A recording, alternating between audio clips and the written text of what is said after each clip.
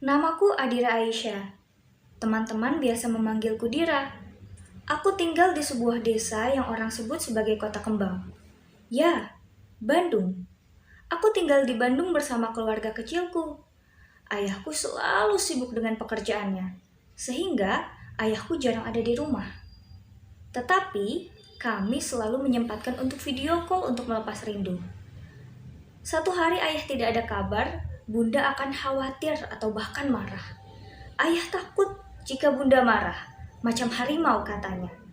Aku memiliki satu kakak, Kak Adi namanya. Kak Adi terkadang menjadi sosok yang menyenangkan, tetapi juga bisa menjadi sosok yang menyebalkan sedunia. Kami berdua memang terkadang seperti SpongeBob dan Patrick, dan bahkan terkadang bisa seperti Tom and Jerry. Namun, meski begitu, yang aku tahu, Kak Adi sangat marah jika ada orang yang usil padaku. Namun, aku pun tidak paham, dia juga yang selalu usil padaku. Aku memiliki teman kecil bernama Vina. Tetapi sayangnya, kita harus berpisah, karena Vina harus pindah rumah keluar kota. Aku dan Vina putus kontak, karena aku tidak tahu nomor teleponnya. Aku berharap Vina selalu baik-baik saja dimanapun berada.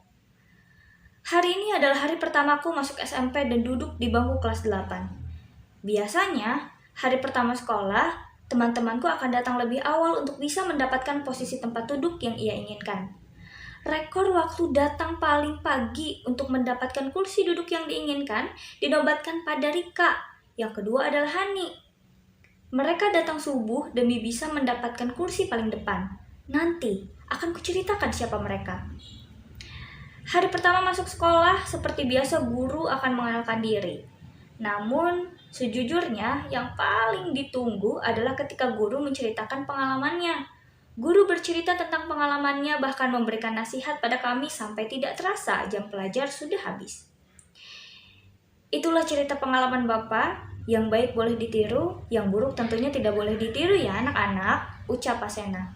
Pak Sena adalah seorang guru yang baik, kehadirannya selalu dinantikan di kelas. Bagaimana tidak? Pak Sena selalu bisa membuat situasi di kelas menjadi lebih hidup, ditambah beliau selalu menyisipkan kata-kata motivasi agar semangat kami semakin membara.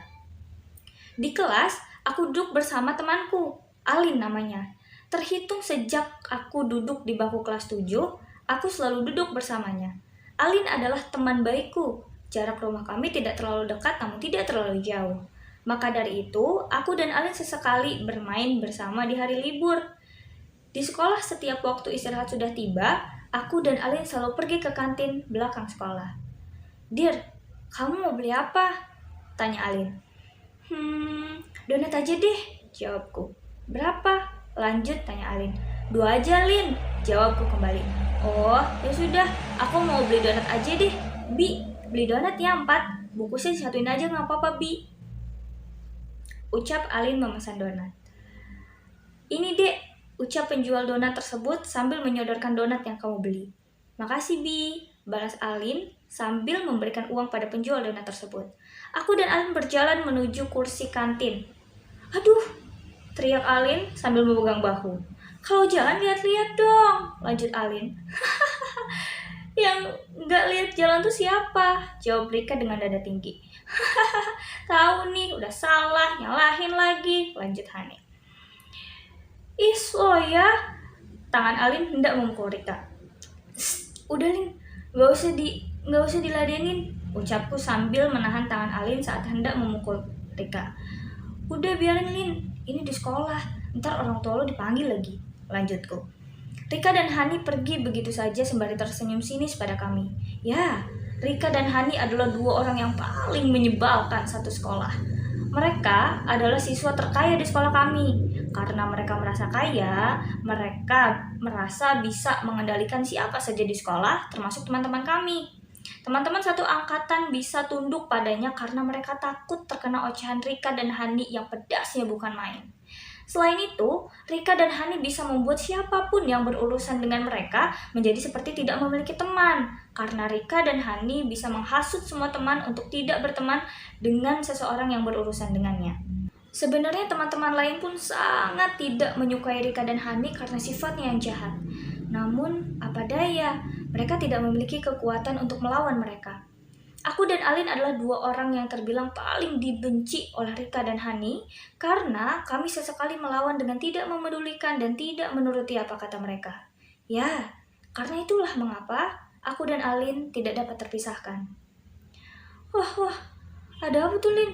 Ramai bener depan mading? Tanyaku pada Alin. Nggak tahu, coba lihat yuk.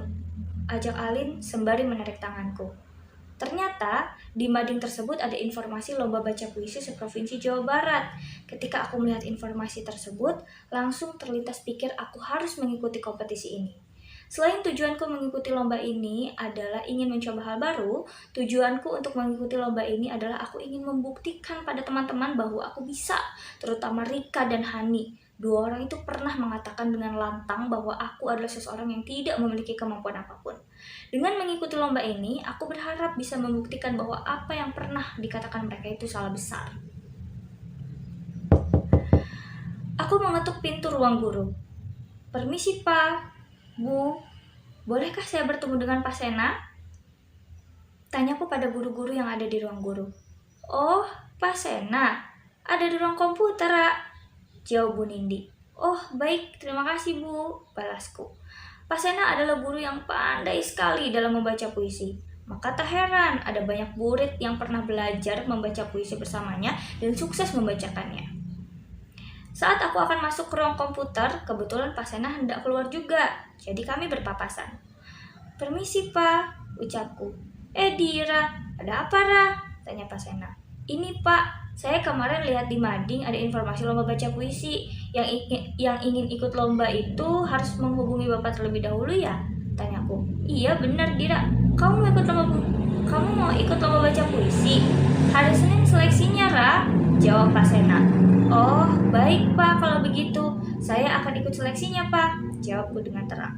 Siap, jawab Pak Sena sembari hormat dan tertawa. Hari menuju hari Senin tersisa 3 hari lagi. Itu artinya aku harus mencari tahu bagaimana cara membaca puisi lewat internet. Aku mempelajarinya dan mempraktikkan di rumah bagaimana cara membacanya. Aku sempat berpikir, apa aku bisa melakukan ini? Rasa pesimis itu datang tiba-tiba. Tetapi aku yakin bahwa aku bisa. Ditambah dukungan dari keluargaku dan juga Alin sahabatku. Aku tonton semua contoh membaca puisi lewat aplikasi Ventube. Bahkan ketika aku sedang makan pun aku tonton bagaimana cara membaca puisi itu. Dira, Bunda memanggil. Iya Bunda, sahutku. Ini, tolong bawakan pakaian ke depan. Bunda mau jemur pakaian nak, pinta Bunda. Siap Bunda, jawabku. Saat aku hendak keluar untuk menyimpan pakaian, tiba-tiba ada seseorang yang turun dari motor memakai kemeja biru dan tak lupa ada pulpen yang tersemat di saku celananya. Memakai celana bahan hitam dan sepatu pentopel hitam mengkilap. Ya, siapa lagi? Itu ayah. Ayah! Teriak dengan antusias. Ayahku pulang gak bilang-bilang? Tanyaku penasaran dan langsung memeluk ayah. Gak apa-apa dong, biar surprise, jawab ayah sambil memelukku. Aku pun langsung teriak mengabari Bunda bahwa ayah sudah pulang. Wajah Bunda terlihat bahagia.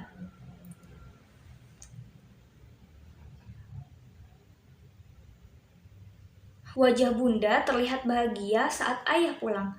Begitupun aku, semakin semangat untuk mengikuti seleksi besok karena ayah. Hari Senin akhirnya tiba. Aku masuk ke kelas 9A. Ya, kelas tersebut merupakan ruangan seleksi untuk siswa yang ingin mengikuti lomba baca puisi. Aku duduk di kursi deretan kedua. Di sana cukup banyak yang mengikuti seleksi. 15 menit lagi proses seleksi akan dimulai. Tiba-tiba aku melihat perempuan memakai rok biru panjang, rambut ikat satu, alis tebal, dan bibir sedikit naik, dan membawa kertas puisi. Ya, dia adalah Rika. Rika mengikuti seleksi lomba baca puisi ini. Aku terdiam dan gugup. Tetapi tidak mengapa, apapun yang terjadi hari ini adalah sudah bagian dari rencana terbaik yang Maha Kuasa. Adira Aisyah, saya persilahkan, ucap MC seleksi lomba baca puisi.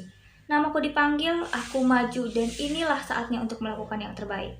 Ya, baik beri tepuk tangan kepada Adira, luar biasa sekali, ucap MC dengan senyum sumringah. Satu persatu peserta telah menampilkan yang terbaik. Siapapun yang terpilih, ia adalah seseorang yang terbaik. Dan tidak lama kemudian, waktu pengumuman pun datang. Aku pasrah. Apapun keputusannya, aku harus menerima.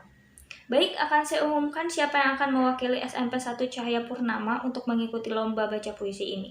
Ucap Pasena selaku juri seleksi.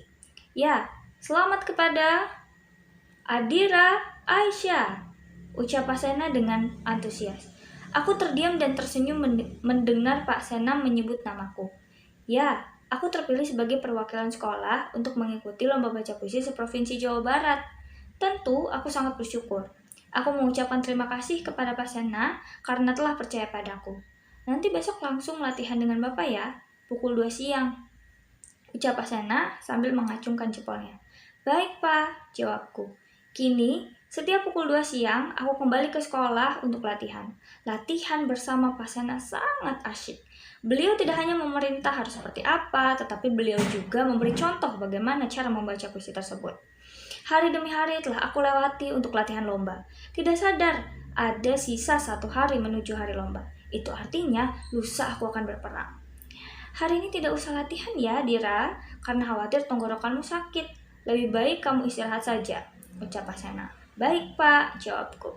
Tidak terasa hari ini adalah hari di mana aku mengerahkan segala usahaku kemarin. Aku mendapatkan nomor 6 untuk tampil nanti. Acara 10 menit lagi akan dimulai, satu persatu peserta sudah tampil. Aku sedikit gugup, tetapi masih bisa teratasi dengan menarik nafas dalam-dalam. Ya, selanjutnya peserta nomor 6 atas nama Adira Aisyah, silahkan. Panggil pembawa acara. Aku berjalan dengan tegak dan percaya diri. Inilah saatnya aku mengerahkan segala apa yang telah diusahakan kemarin. Senyum Pak Sena menyertaiku sepanjang aku berjalan menuju panggung, mengisyaratkan bahwa aku pasti bisa. Satu persatu peserta telah membaca puisinya, acara pun selesai, dan akan diumumkan siapa yang akan maju ke babak selanjutnya. 10 besar. Aku tidak terlalu berharap, karena jika aku terlalu tinggi harap, potensi kecewa berat sangat dekat.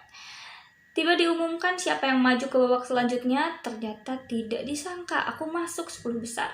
Aku bersyukur, hingga akhirnya aku selesai dengan hari ini dan berusaha untuk tidak terlalu berharap. Apapun itu hasilnya, aku serahkan kepada Yang Maha Kuasa. Waktu pengumuman juara berselang 5 hari setelah lomba dilaksanakan hingga hari itu tiba. Ya, baiklah, tiba saatnya yang ditunggu-tunggu telah datang. Kami akan umumkan pemenang lomba baca puisi seprovinsi Jawa Barat 2022, ucap pembawa acara kepada audiens. Tanganku gemetar, kulitku berkeringat, jantungku berdegup kencang. Juara 3 diraih oleh Janita Sinaga, SMP 6 Lentera Indah. Juara 2 diraih oleh Anissa Cahaya, SMPN 2 Harapan Nusantara. Aku pasrah. Aku gagal, aku tidak akan menang sepertinya. Apa aku pulang aja ya? Ucapku dalam hati. Dan juara 1 diraih oleh Adira Aisyah, SMPN 1 Cahaya Purnama. Aku tersontak, kaget, tidak percaya. Apa aku salah dengar? Atau pembawa acara tersebut salah menyebut nama? Apakah ini mimpi atau bukan? Bukan. Ternyata ini bukan mimpi. Ternyata aku bisa. Aku menang.